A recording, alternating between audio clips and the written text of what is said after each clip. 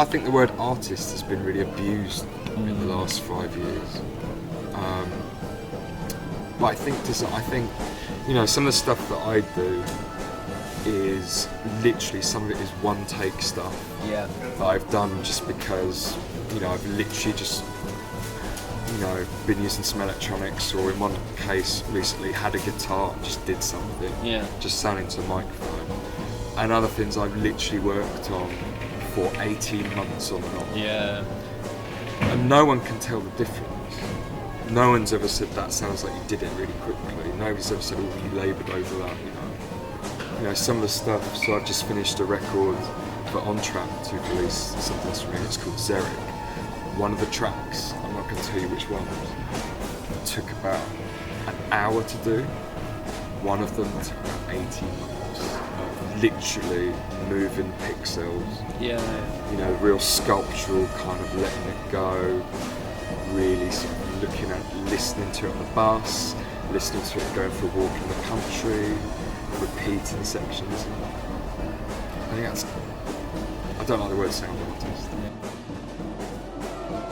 For me, there's always a yes/no to answer to every question. So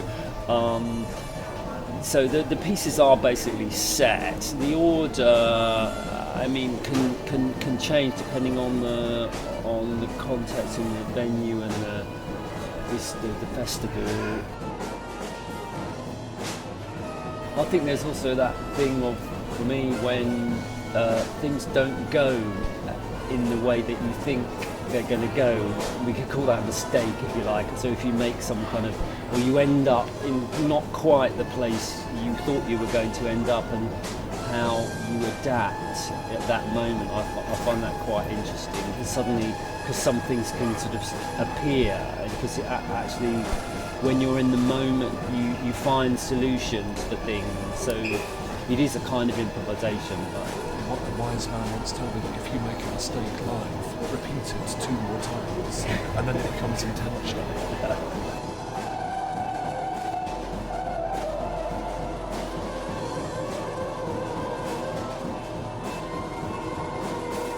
Kim Gordon from Sonic Youth says there's kind of this thing where as soon as you get on the stage, the audience is kind of giving you permission to do things, and they actually, you can stand on stage and actually just look at them, which is quite a neutral thing.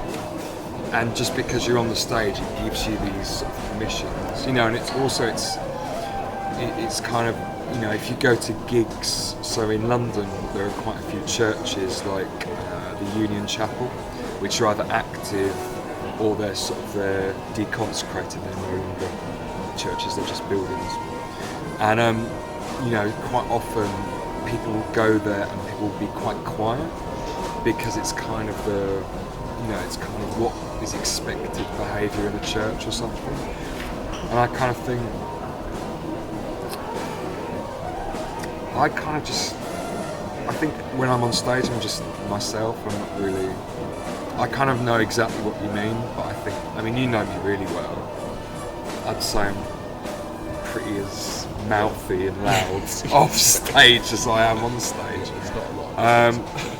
But I think it does, as soon as even when you're on the stage and doing something, it does amplify it for the audience in a way that I have done things off stage and people don't really, people don't put as much weight, they don't appreciate it as much, as when you're on stage, when you're spotlit, when the attention is on you, or if you're in a group or an ensemble,